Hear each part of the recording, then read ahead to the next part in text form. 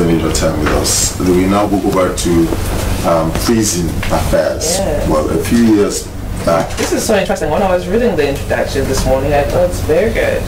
What did you feel good about? This happening, somebody graduating from a correctional center.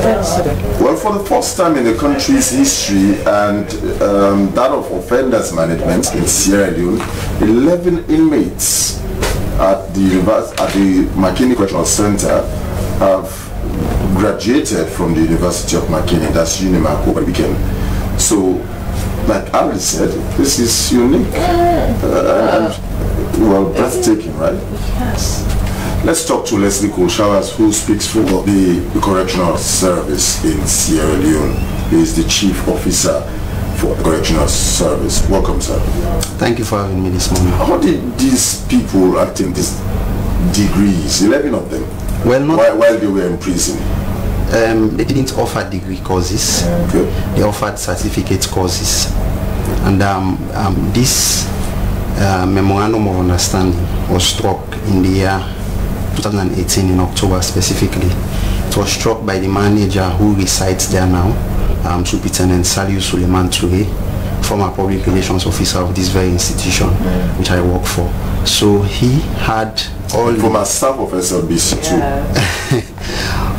Okay, so he had all the know-how as to how to do some outreach. So he did all he could, and we were able to go into a memorandum of understanding, and we've been able to forge a lasting partnership with the University of Makeni. So in the memorandum of understanding, the Unimak committed to construct a makeshift structure within the Makeni Correctional Center where the inmates will be taking classes, and they also provided notebooks and textbooks for the inmates. The courses they offered are twin certificate courses in community development studies and entrepreneurship, and of course other modules were also included in the twin certificate course, such as information technology, agriculture, poultry management, and psychosocial counseling. The essence of adding entrepreneurship is to enable the inmates to come out of the center and start up a business of their own, because even the president himself, during this past Saturday's graduation ceremony, which took place at the Shaka Stevens National Stadium, he mentioned that graduates should not just focus on government in terms of job provision. They should also come out and provide jobs for themselves and by extension for others as well. So the Unimak did that in order for the inmates to come out and not just depend on government for job or depend on other people for provision of job, but to be able to create jobs of their own. And they also added agriculture as one of the modules in order for them to also come out, for some of them to come out and engage in meaningful agricultural activities. Now, lastly, let me hold you.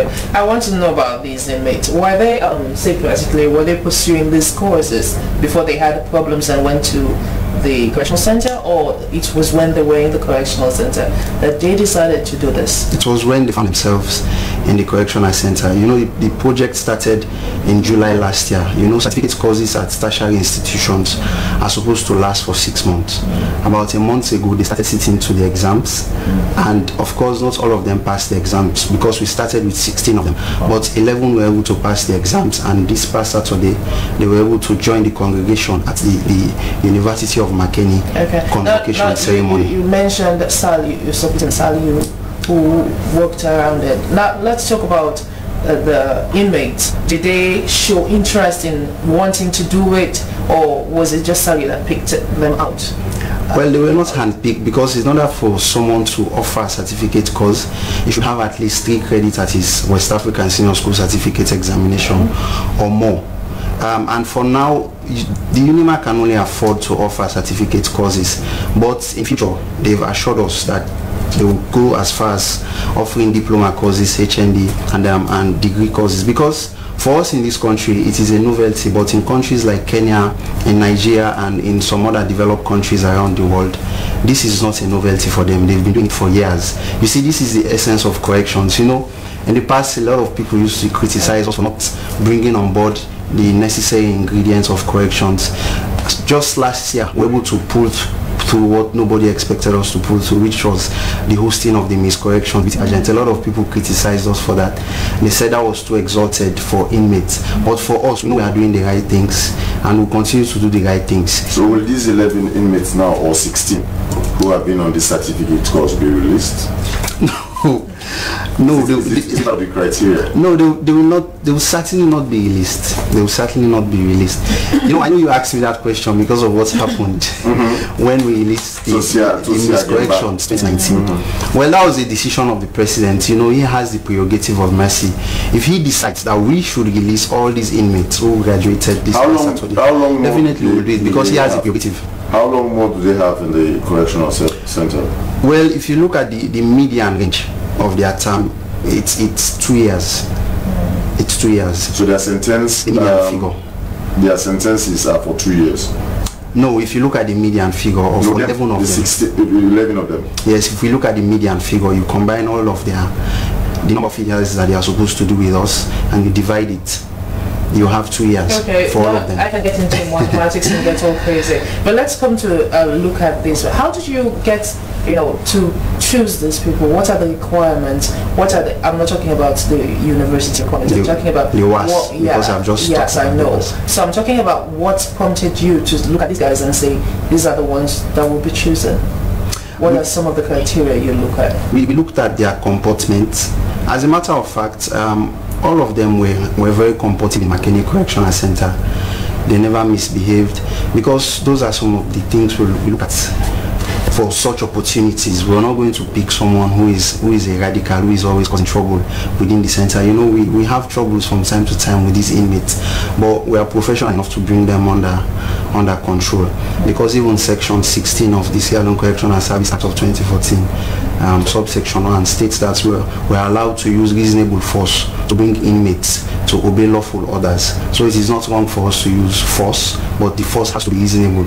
So sometimes when they misbehave, we use reasonable force to bring them under control, so that there's no uprising. So we looked at those who have been comporting themselves, and we chose them, and they were all very excited to get on board the program.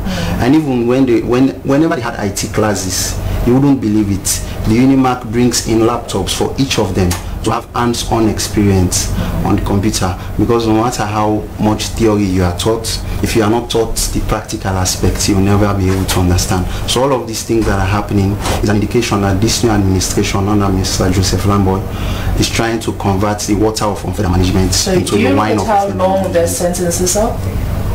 Pardon? Do you look at how long the sentences are?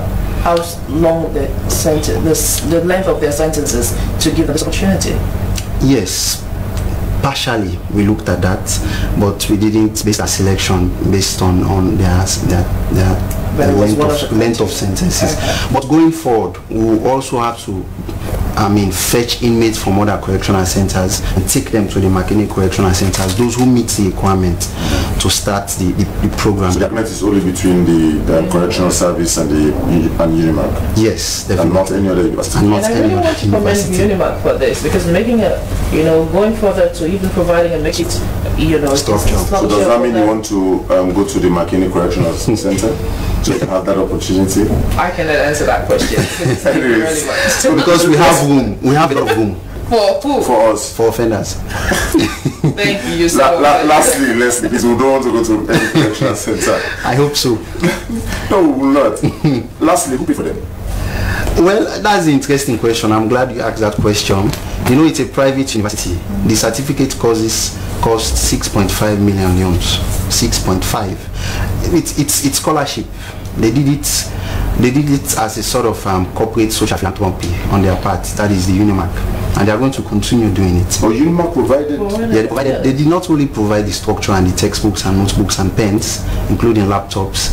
They also provided free, classes. And they brought their lecturers to. Yeah, they brought their lecturers. It was a mobile classroom. I will never give them a cent. Leslie, book a space for me. After I'll slap Alice and then you will arrest me for me. I have handcuff. Huh? I have handcuff. No, not only handcuff. Take me to Makini Correctional. I'll definitely take you there if you want to go there. Crazy.